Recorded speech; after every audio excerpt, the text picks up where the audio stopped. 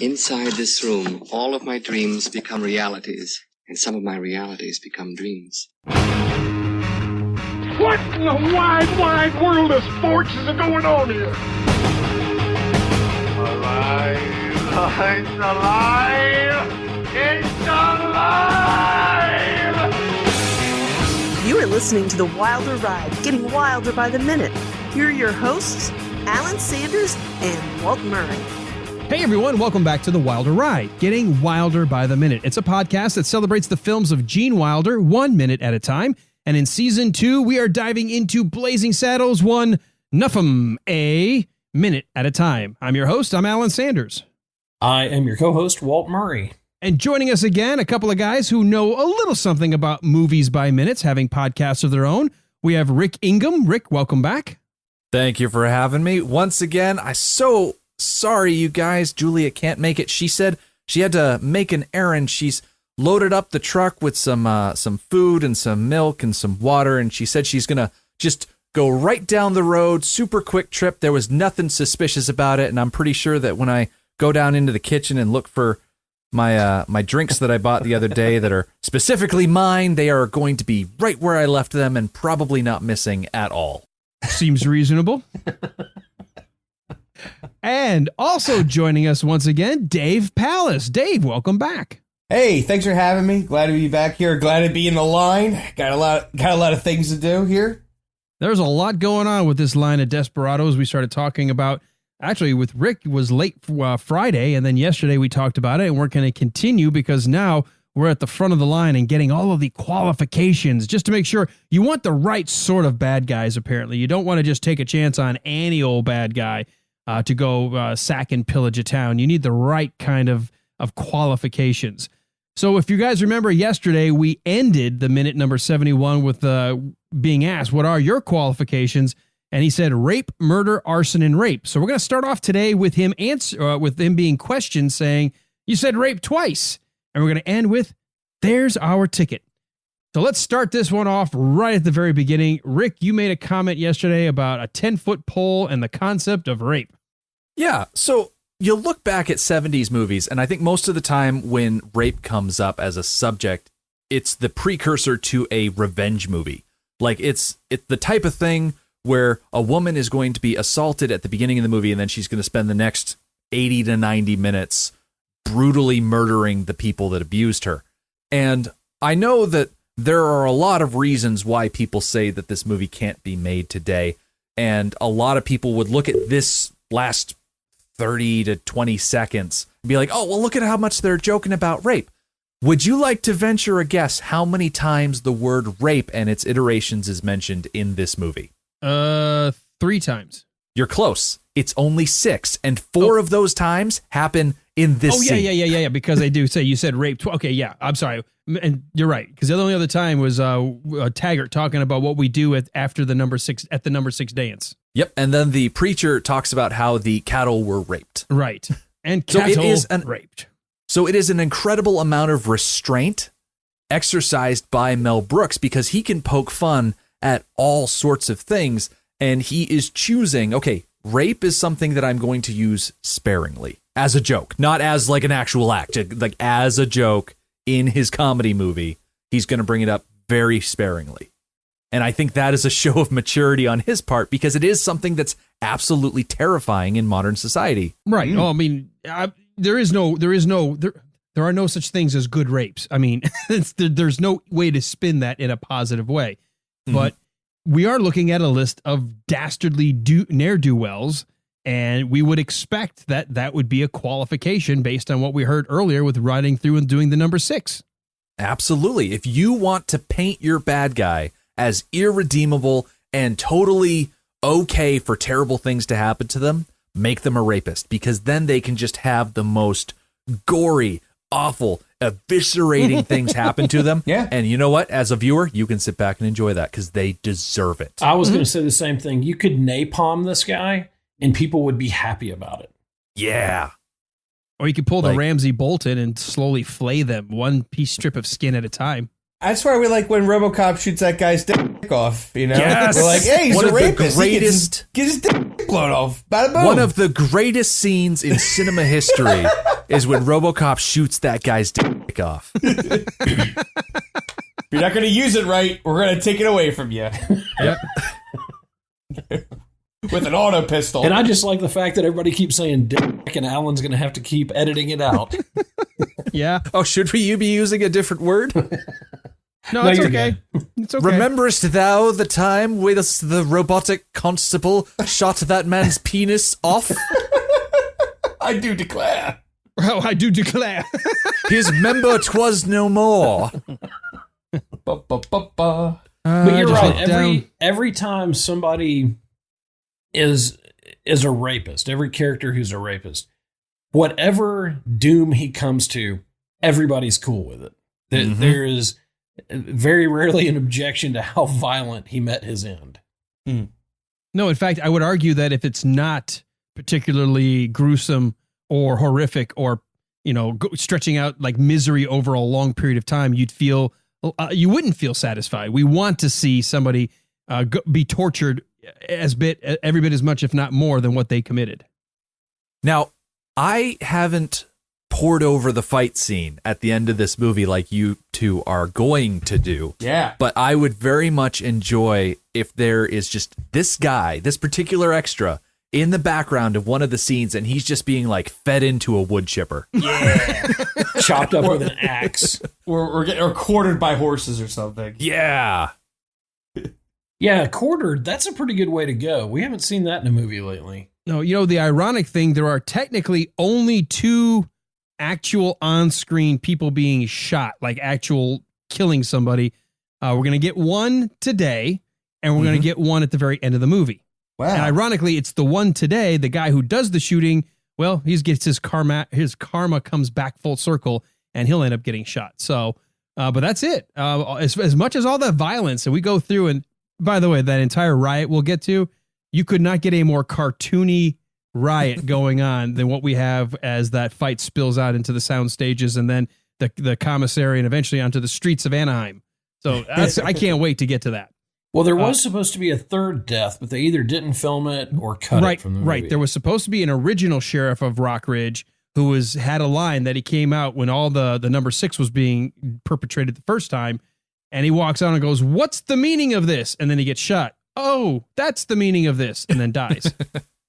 But they did not shoot that. They dropped that from the script in favor of several small little montage moments of seeing people being dragged through the mud or hit over the head, the woman being punched, man in the bathhouse being ripped away and being left with just covered in shaving lather. But we were going to have a third death, but they decided not to kill the original sheriff of Rock Ridge. We hear about it because Reverend Johnson says sheriff murdered, and that whole list of things where you mentioned, Rick, that list of travesties that have happened, including cattle raped, which is that intonation of that word. So, well, let's go ahead. The very first line here. So far, I will tell you, script wise, this is nearly 100% perfect, with only one line that will change as we make our way through this. But from yesterday's qualifications, rape, murder, arson, and rape. We come in today with the very first line, Lamar saying, "You said rape twice." And the guy's like, I like rape. and that gets a reaction out of Taggart. He decides that riding crop is not only to call next, apparently it's a ding ding, you've passed the test. And by proxy, it makes sure that we remind you, these 3 guys heading this, they're horrible people too, because they're enticed and interested, and they want this guy on paper, on the books that they're going to be paying. Oh, yeah. Just like, it's like by proxy, like letting you know, if these 3 guys meet their end in some way, don't worry, they're also horrible scumbags. Right. Well, I just love the idea that these guys, again, you've got the Attorney General, Chief Law Enforcement Officer of the territory, and his 2 thugs, and they just think that, oh, those qualifications definitely make you ready for my army. And then he gives them a badge. Yep. I wanted to bring up an actual true story sort of about this.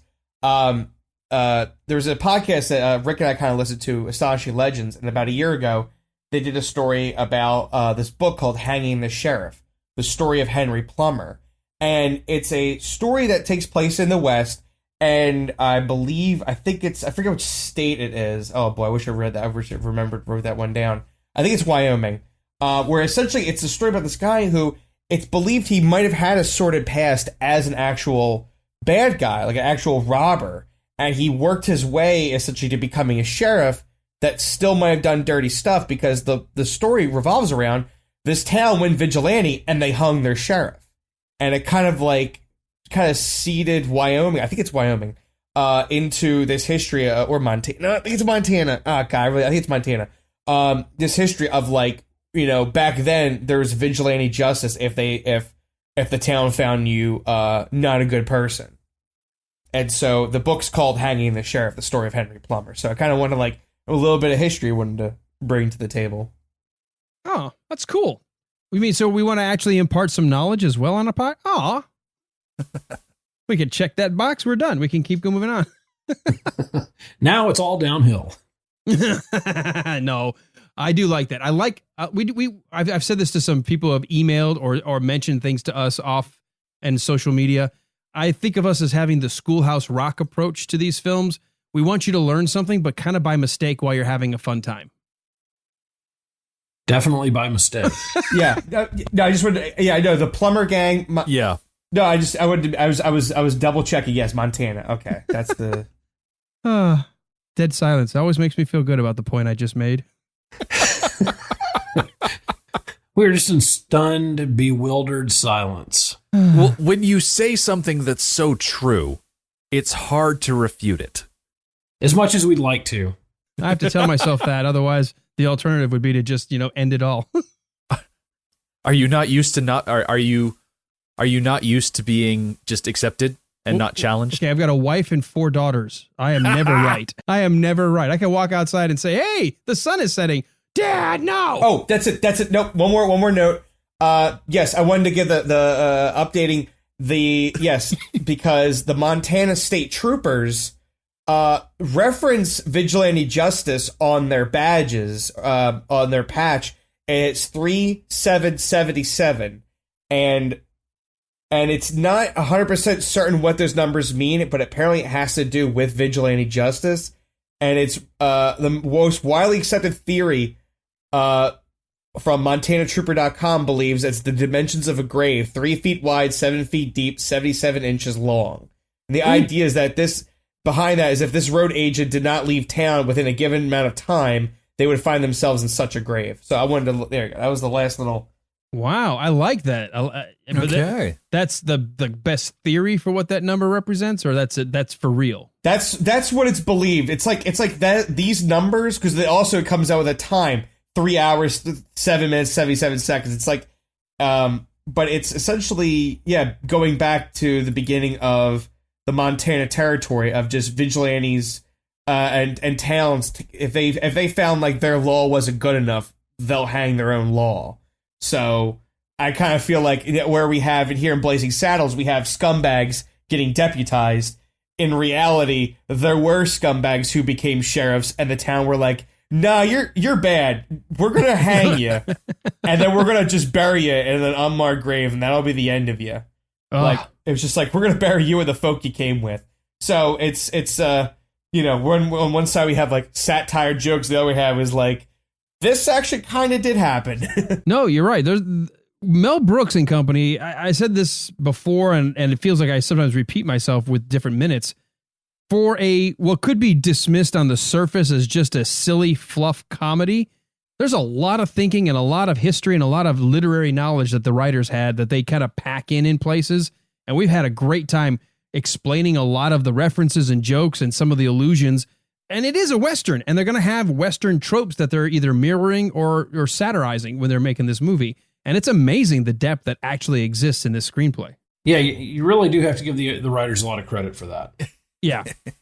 This next guy comes up, and he's asked his qualifications, and he starts talking with obviously gum in his mouth. He's like, Arson, armed robbery, mayhem. I got a note here about this guy. He's an actor. His name is Don McGowan. And if you guys remember earlier in the film, a man decided to come up on stage to try to assault Madeline Kahn when she was singing I'm Tired. But he kind of had his face hidden and his kind of his big hat on, so we didn't get to see him. But this is the same actor who had to go forward on the stage to lurch to Madeline Kahn before she kneed him in the nads and threw him off the stage. Oh, can you work it that this is the same guy, or you think he's the actor playing two It's different not characters? the same. He's got his hair different here. He's got a different outfit, Okay. but the same actor played both parts. What was ironic is if you go back to that scene with Lily von Stupp and you hear, oh, my list, Miss Lily. Oh, yeah. That's actually Mel Brooks, who did the voiceover for the guy coming up on stage to assault her. I like how he uses the word mayhem. It's very vague, so it's kind of like he wants to make sure he sounds tough, but he doesn't want to give a specificness to it. So it's like, mayhem. It could be anywhere from just ruckus in a bar to a Sodom and Gomorrah level, or anywhere in between. Well, see, I thought we were supposed to tie this in. This is the grandfather to the Allstate insurance guy now. Ooh. Oh, yeah. Yeah, So he's walking around in a suit, collapsing in roofs and driving into the side of carts and stuff like that. I'll take out your cart. Yeah, I'll fall off a roof and take out your cattle. Yeah, I'm just mayhem. Mayhem. I'm mayhem. You want me on your raiding party because I can cause everything from violence to commotion, havoc, pandemonium, fracas, anarchy, destruction, trouble, and disorder. It's a pretty good list. But I like fracas. But he messed up, man. He just chewed that gum too much. Yeah, my goodness. So in the middle of that, suddenly Lamar, I guess Mr. This guy, no matter how evil he is, I mean, look at pristine suit, speaks well, everything's got to be just so. Yeah, I can't imagine he'd tolerate a gum chewer. He stands up and goes, Wait a moment. What have you got in your mouth? Nothing. and he's like, Nothing, eh? Lyle. it's so And I love how funny. Lyle goes after this guy, throws his fingers into that dude's mouth with no hesitation. Yeah. None reckless whatsoever. abandon.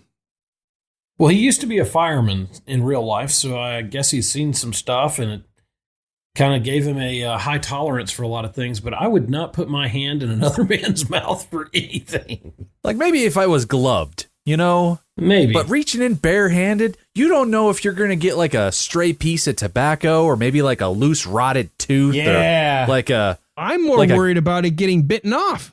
you don't want to go in there and get like a groundhog gonad from last night's dinner.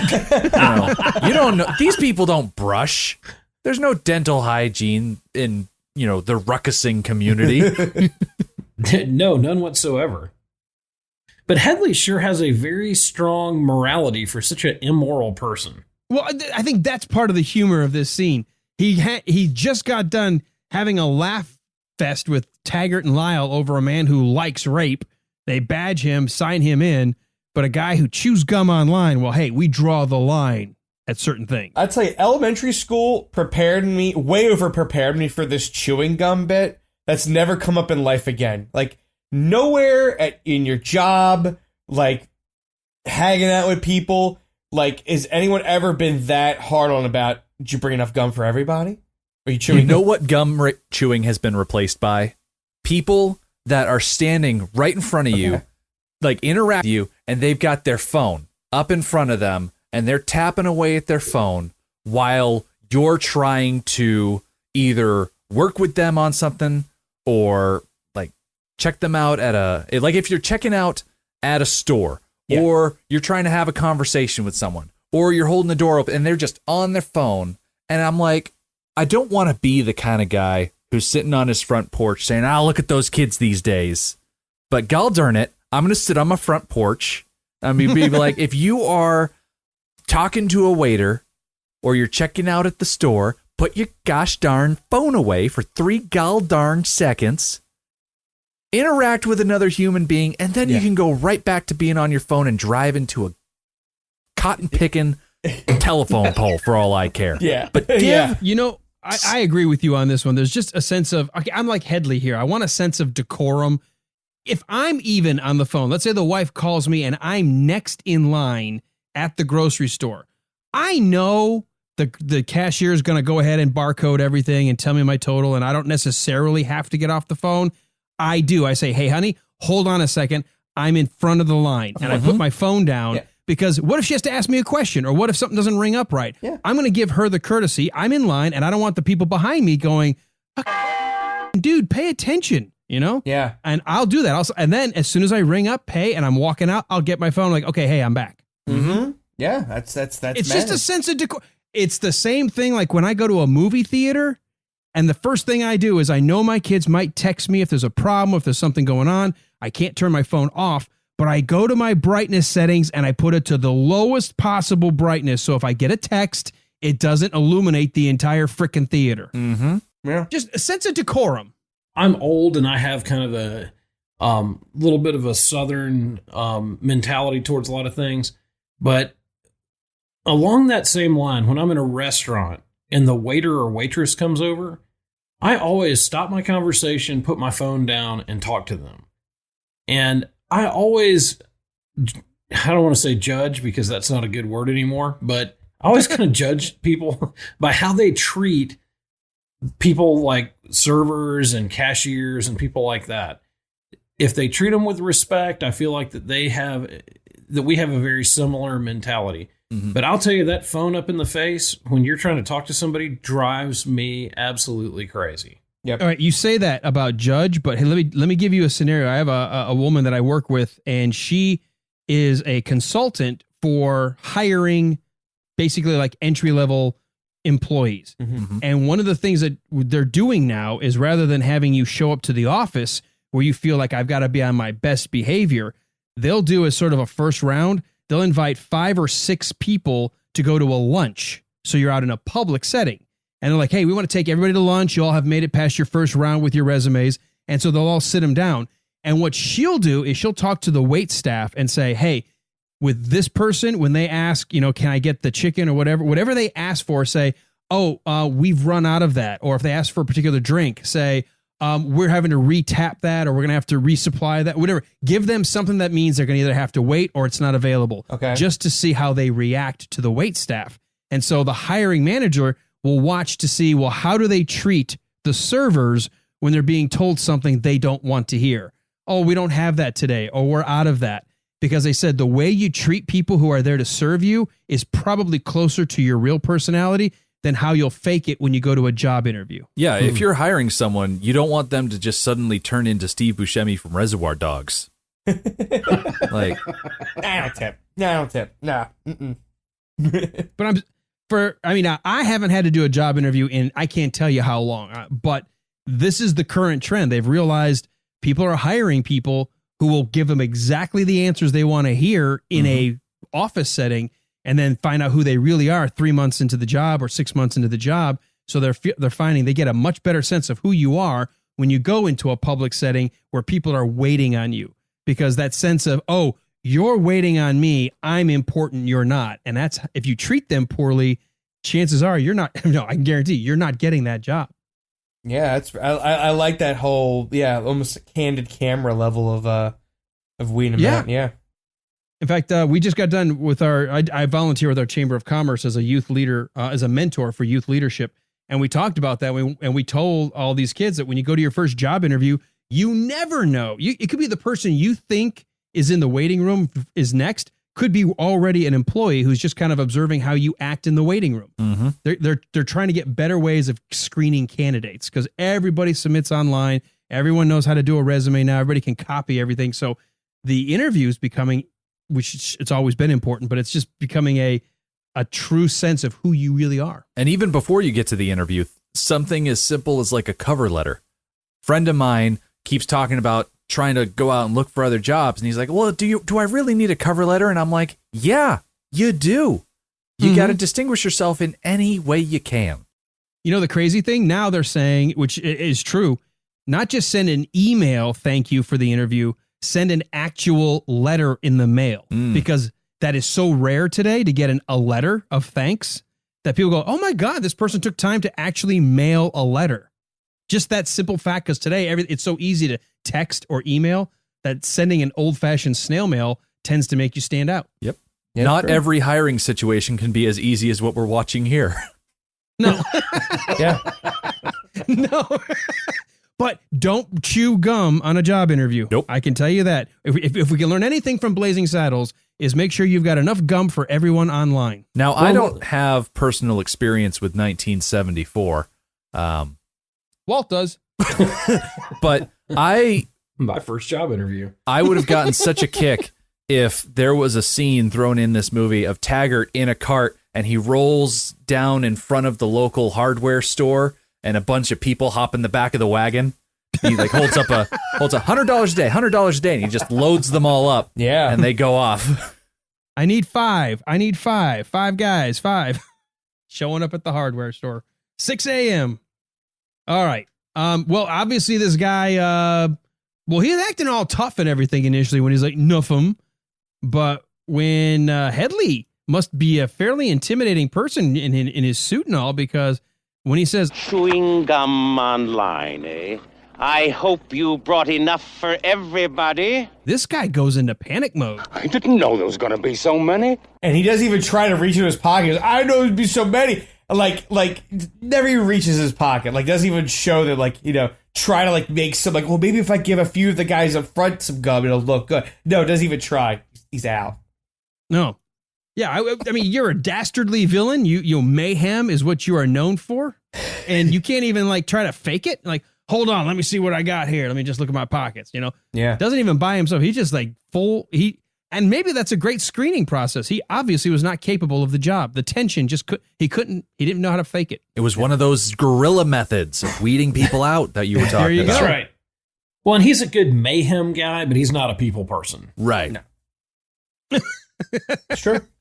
And his idea, though, I mean, he had the gum for, like, getting a nice minty breath, but I would have, I would have hacked that out before I got to the front of the line, Like, stick it behind your ear. Yeah. Put it on You're top in of the your desert. hat. You could spit it somewhere. Oh, what if he'd been working on that one piece of gum, like just chewing it for months and months on end because he was going for some sort of crazy record? And then Lyle comes along and just takes it away from him. And then, Hedley takes he away just falls a bit apart, more. literally. Are you suggesting he is a precursor to Violet Beauregard? I would absolutely suggest that this is that this individual here is the direct inspiration for Violet Beauregard to go for that record. 4 months, still chewing. I always thought when I was a kid seeing this, and ever since, the idea that not only is he called out, but then he gets shot. And these guys they don't even try to catch him. They just let him fall. He just slumps to the ground. And we get the line of, Boy, is he strict. True. it is so funny to me. You got all these ne'er-do-wells, but he gets shot for chewing gum online. Like, oh, wow, he's serious. So I went down a little rabbit hole of, like, reading about Wikipedia on gum and the history of gum. And it wasn't until the end actually something interesting came along. Check this out. BBC did an article about a company called Gumdrop right now. I guess it's in England right now. That they're actually trying to get recycling like actual balls where you can put your chewed gum inside, and that they're working on trying to get that recycled into rubber and plastic products. Like the chewed gum. So they're actually turning Recycled ABC into- gum into actual products like shoe soles and I don't know, like, and other, like, rubber safety products and stuff, like rubber mats and stuff. So it's a small project right now, but the article was only like from 2018. But You could turn that stuff into rain tires because they'll grip the road really well. I mean, yeah, probably stuff like that, right? I don't know. I'm not a tire guy, but yeah, I believe so. Well, this is interesting. Because you went a little bit of a different direction with gum recycling. I initially looked up, was chewing gum like commercial? Because it doesn't look like, he's chewing wax or tree resin or something like that. It looked like chewing gum. And I was wondering, did chewing gum exist at this time, or is this another anachronistic thing? Come to find out that in 1848, John Bacon Curtis actually came up with the first commercially made chewing gum. My question is that, I didn't see it, but I didn't read too much into it. Was it kind of like supposed to be like a cheap way to clean your mouth? Like, was it a thing like where it's like no one's brushing their teeth back then, so put some plant in your mouth, and then you could just kind of have a cleaner mouth. No, well, they used to use tree resin because it was something to do. They realized, I mean, ancient peoples have learned that if you just chew on these things, whether it was chewing on grass or grain or wax, there was this innate desire that you felt good or felt like it was doing something. I don't think it had anything to do with dental hygiene. But this guy said they experimented with spruce tree resin and then made a sticky rubbery material which could be chewed, but then they added flavor to the gum and paraffin for soft and rubbery feel. The name of John's factory was the Curtis Chewing Gum Factory. Well, that's not the only thing they added to chewing gum over the years.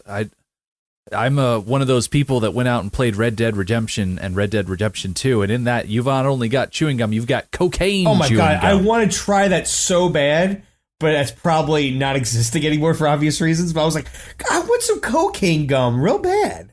Sounds like it'd be a good time. Yeah, I was always having Arthur just stick some cocaine gum, and it's like, I need some more Deadeye. Chew tobacco and cocaine gum. Swig down that alcohol. Mm-hmm. That's a party. Now, I did find this out. If we want even more useless information on the history of gum, in case you're part of like a trivia team that meets at your local watering hole once a week, they had the same problem, though, with this guy's gum that they had up until this point. No way to keep the flavor lasting. It would just turn into this rubbery thing. He made it softer, had initial flavor, but it went away right away. The problem with holding flavor did not get resolved until 1880, when William White combined sugar and corn syrup with chicle. For better taste, he added peppermint extract, and he found out that peppermint stayed in the gum during chewing for a lot longer than other flavors. So he called his first peppermint-flavored gum Yucatan gum. All right. So now you all know a little bit more about chewing gum, and apparently you very well could have been standing in line in 1874 signing up for Mayhem and Mischief, chewing gum in line. Is it okay if I chew gum now? Oh, that sounds good. Every podcast just should have people. Dave, I'm going to need you to get right up on that microphone. We need a full ASMR experience. I just feel like, I got to test it out. I love when you can hear the moist smack of lips and teeth in the microphone. Right now, Sean's having an aneurysm. He doesn't know why. Right now, he's like, cat, this is the big one. I'm coming, Elizabeth.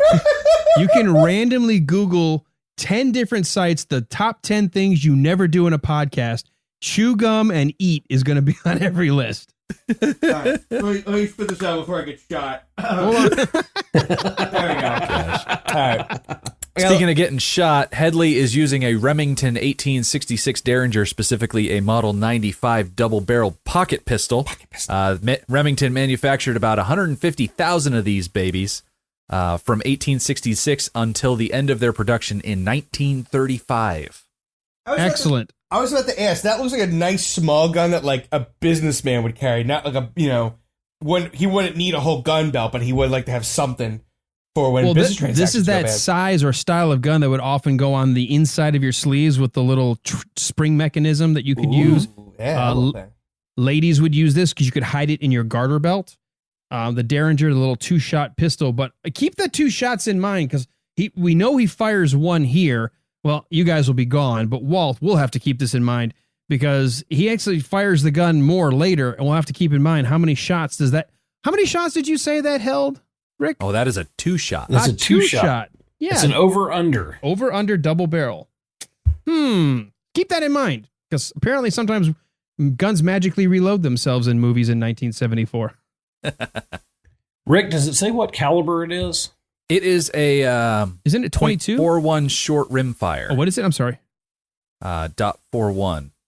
Okay, I hate That'd be a 41 caliber, I guess. That's a big round. That's a pretty heavy round. I hate like looking at calibers written out because I never quite know exactly how to say them. Yeah. Like it's a .41. It's not just a big cartridge. It's a 41 caliber. Yeah, there you go. Wow, that's a heavy round. Like a 38 or a 45. So that is lighter than a 45, lighter than a 44, but heavier than a 38. So shooting it out of that small a gun is going to be, it's going to have a pretty good kick. My dad has a 22 Derringer. Yeah, I thought it would have been a 22 caliber. That's amazing. That's a big round. My dad carried his undercover, and I've shot it a few times, but I about shoot my finger off every time. It's not an easy gun to shoot, and shooting that guy at that range is probably about the range you can shoot it. Well, with your maw that you have as a hand, I can't imagine you even can fit your finger on the trigger. Well, of course, Hedley would have a 41 caliber. He wouldn't have a little 22 because that's what the ladies would carry. Right. Well, the other thing you can do with a Derringer that makes it a lot easier to shoot is a lot of gamblers would carry them and put them up under the table, and you would brace it against the table and shoot the guy in the stomach. Mm. So it's a good concealable. A guy like him would carry one. Mm-hmm. 41 short. I went to the bullet. He said so. That was called. It's considered 41 hundredths of an inch, and then 22 caliber refers to the bore diameter of 0.22 inches. Yeah. Walt, but if you were across from someone at a card table, which would probably be no more than 3 feet, and you fired a 41 caliber into their gut, that's a nasty way to die. It's a bad day for them. Yeah. Mm-hmm. Oh, Bad day. That's going to take hours, but there's no way you're getting that fixed. Not in this time. No, and depending on where it gets you, you may go out pretty fast. No, this guy apparently gets it in the lower left abdomen, just a little bit, maybe this is like his ribs, because he puts his hands down low for a second and then kind of comes up as he falls to the side. So, yeah. I'll just say this. There's no good place to get shot. Yeah, how about this? Let's just not get shot. But you definitely don't hold want on. to get shot in the stomach. Hold on, everyone, for podcasting. Note to self, don't get shot. Okay, I would good. assume If you can help it. at his range though, his shirt would probably catch on fire for them all like this gun residue of just that explosion coming out, and like it's just gonna go right onto him. So he's also gonna get like complete, like that whole area is gonna get burned up too. Well, you did notice there is no smoke or anything, no flash, nothing. The hammer doesn't actually even move. I don't even think if you look, he doesn't even really pull the trigger. Yeah, you're right. It's just He just makes a motion like with his hand, and we hear the sound effect. The hammer is still in place. It isn't pulled back. It doesn't move forward. And even though his finger's extended, it doesn't look like his finger actually moves on the trigger. Yeah, I wonder if that was just easier than them trying to load a blank of gunpowder in there for a close range. It was just like, let's not like blow gunpowder in this guy's face. Actually, we noticed that in several scenes where you hear like multiple gunshots, but you don't see any smoke from half of them, or you don't see any flash. It's obvious they're just adding a lot of sound effect. But it's a comedy, whatever. We don't have to worry about that, do we? No. It's actually, maybe it's even a little bit funny when you look at the fact that he doesn't actually pull the trigger. It just magically shoots the bad guy. Well, I don't think those Derringers necessarily had a long trigger pull to them. No, they don't. No, they don't. But if you go frame at a time, I don't see his finger pull anything. His finger's alongside the trigger. It doesn't look like it actually is pulling anything. Yeah, it's really just you kind of tap Even it if he is, that's fine. But it's obvious that the hammer doesn't move. The hammer is all the way up against the cylinder. Oh, yeah. I can see that now. Yeah, I think on that one you would probably have to pull the hammer back. Oh, yeah. Well, even if it had been pulled back, you would have seen it in this scene, the way it fires, you would have seen it moving forward. And it has already struck the back of the bullet and ignited. So, yeah. It's just a little detail we like to point out. I noticed little things like that. It drives my wife nuts when I'm like, oh, did you notice? Stop it. I don't care. Yeah, but his collar was up just a second ago. Now it's down. That's an error. She goes, it doesn't affect the movie. Shut up. It affects the movie the way I watch it. 1 minute at a time. We do cut back then to Sheriff Bart and the Waco Kid. And I guess they just now noticed the KKK at the end of the line, even though they've been watching the line for a while now. But it ends with Jim saying, There's our ticket.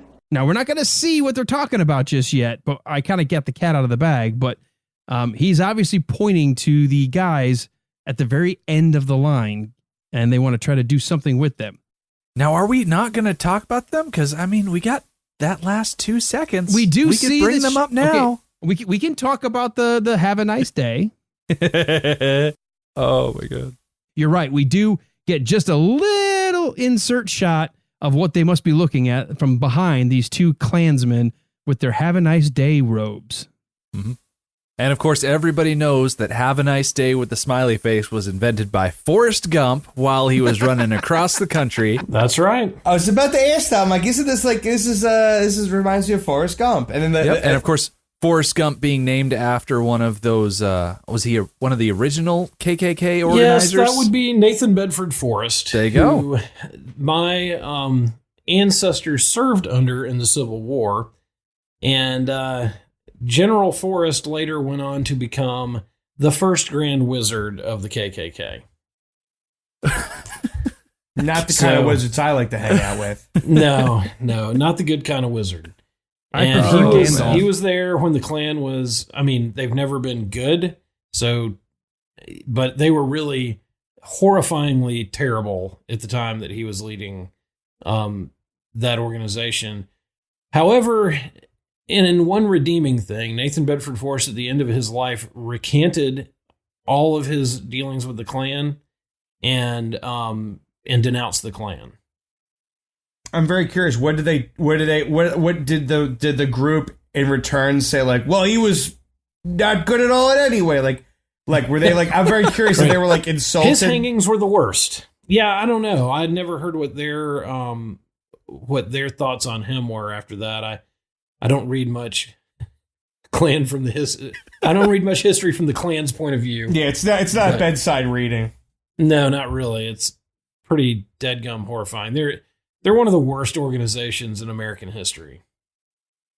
Well, going back to Red Dead Redemption real quick, there are at least two different instances in that video game where you can stumble upon Klansmen, and they are just the most doddering and imbecilic people. They try and light a cross on fire, and then they end up setting themselves on fire, and then the cross falls over and crushes one of them, and it's very gratifying to watch. Awesome. That is gratifying. I'll have to check that out. Well, while you're going a much heavier view of the Klan, I looked up who created the smiley face logo and the Have a Nice Day. Well, good. I think that would be a very redeeming thing for us to talk about now. Yes, a man by the name of Harvey Ball in 1963. He comprised the yellow circle with two black dots representing the eyes and a black arc for the representing mouth. And all over since that time through to modern day emojis, we have the smiley face, the meaning have a nice day. So this was a tad anachronistic, having not really started itself until 1963. Mm-hmm. Yep, he is a Worcester, Massachusetts native, right about an hour or so from where I live. Did you ever meet him? No, I can't say I ever did. He died in 2001, unfortunately. He was 79 years old. Young fella. Mm. But he rode that smiley face train all the way to the bank. I bet he did. Yeah, I wonder how much he made off of that. Well, let's see. Ball created the design in 10 minutes and was paid $45. He was a graphic designer. That was equivalent to about $368 today. His rendition with a bright yellow background, dark oval eyes, full smile, and creases at the sides of the mouth was imprinted on more than 50 million buttons and became familiar around the world. Interesting that he only got paid $48 to create the design. I hope that's not all he got out of it. Wait, go back. What was did they say what the design was? Like, they're saying, we're going to pay $45, make a nice design. Like, what was the requirements when he took the job? I'm very curious. According to the Smithsonian Institute, the smiley face as we know it today was created by Harvey Ross Ball, we just said, an American graphic artist. In 1963, Ball was employed by State Mutual Life Assurance Company of Worcester, Massachusetts, now known as Hanover Insurance, to create a happy face to raise the morale of the employees. Happy face. Okay. Interesting. Yeah, just that simple. I need a happy face. So I paid $48 for 10 minutes of work. Now, I don't have the detail of how much he made, if he made any beyond that, if somebody took and ran with it, but that's who's credited with coming up with the Have a Nice Day, the typical yellow face with the two dots and the arc for the smile.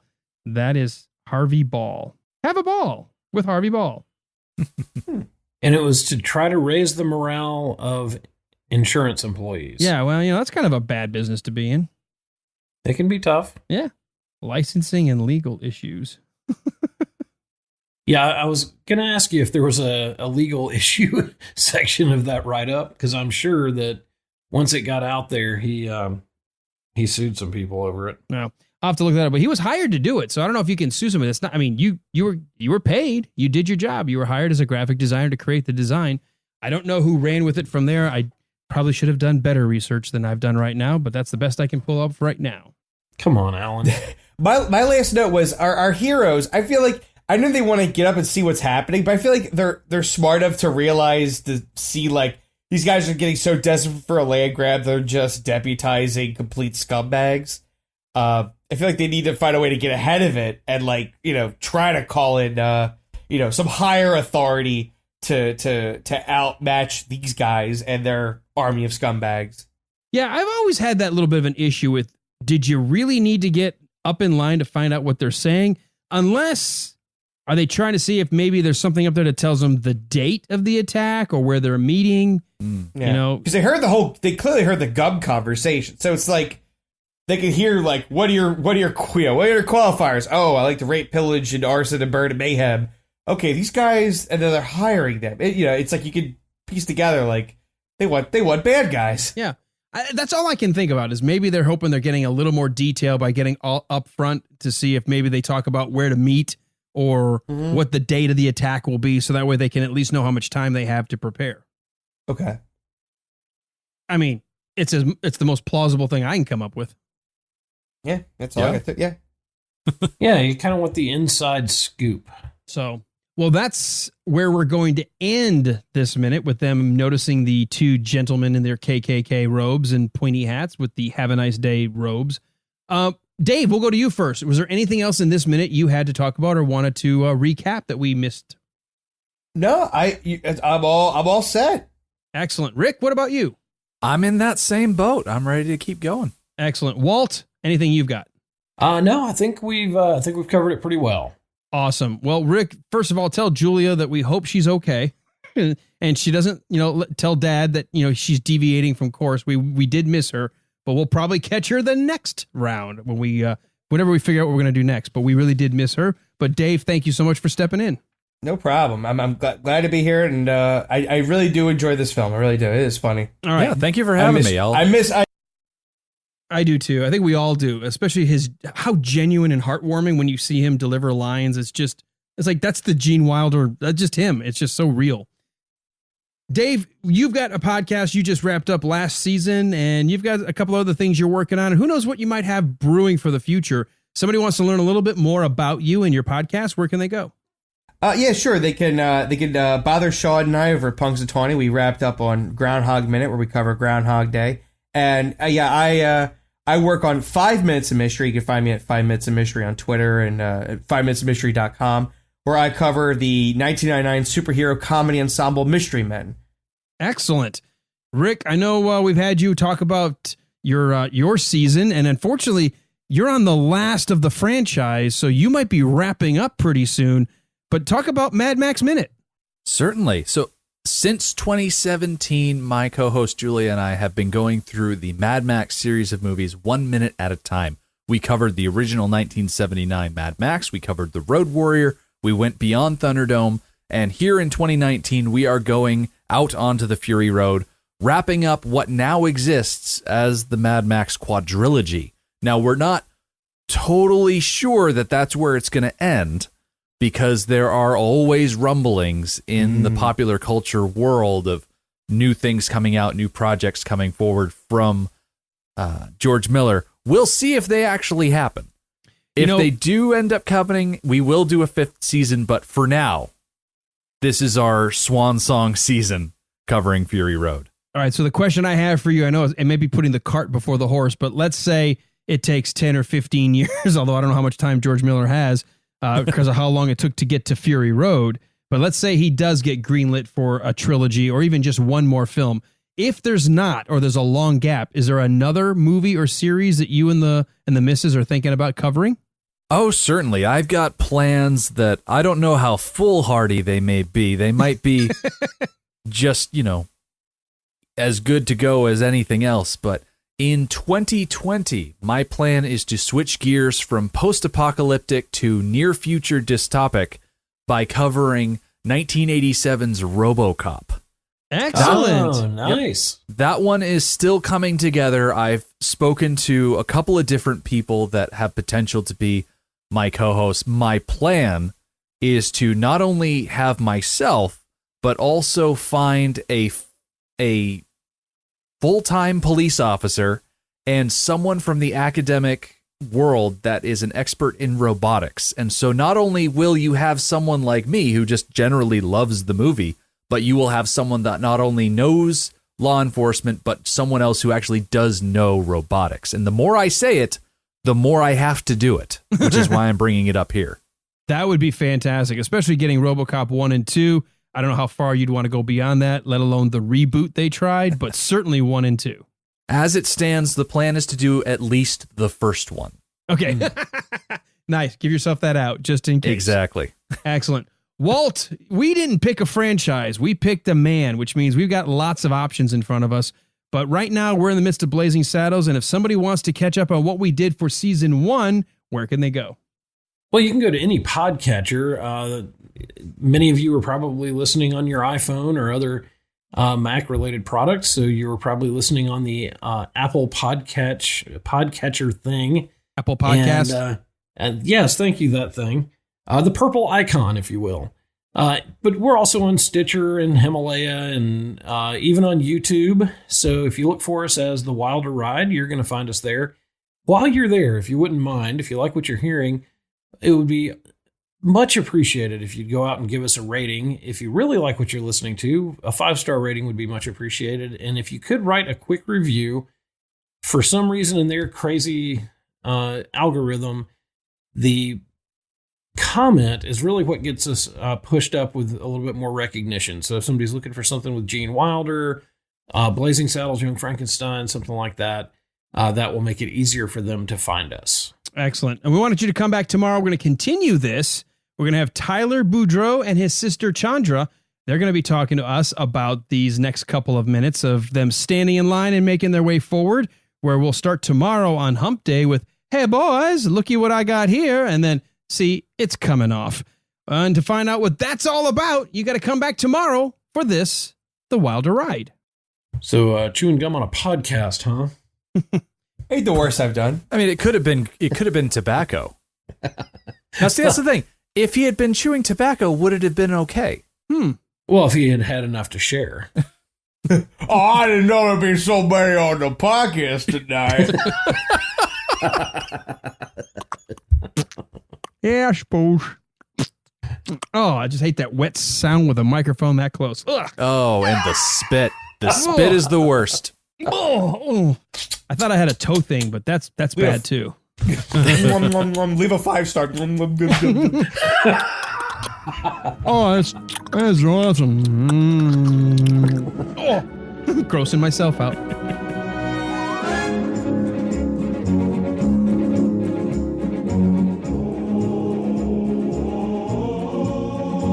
This is the recording for minute 72 of Blazing Saddles. This here's minute 72. Well, let's hear now, boy. This is here, minute 72. Secret herbs and spices.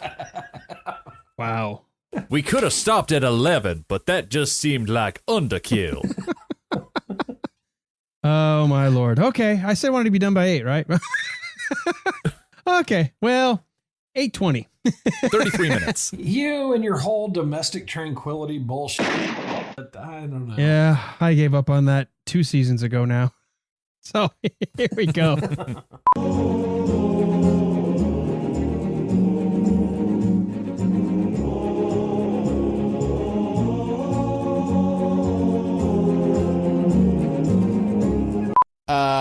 So it's 5.6 millimeters. So I think the 41 short is smaller than the 22 caliber because of the referencing of what the numbers mean.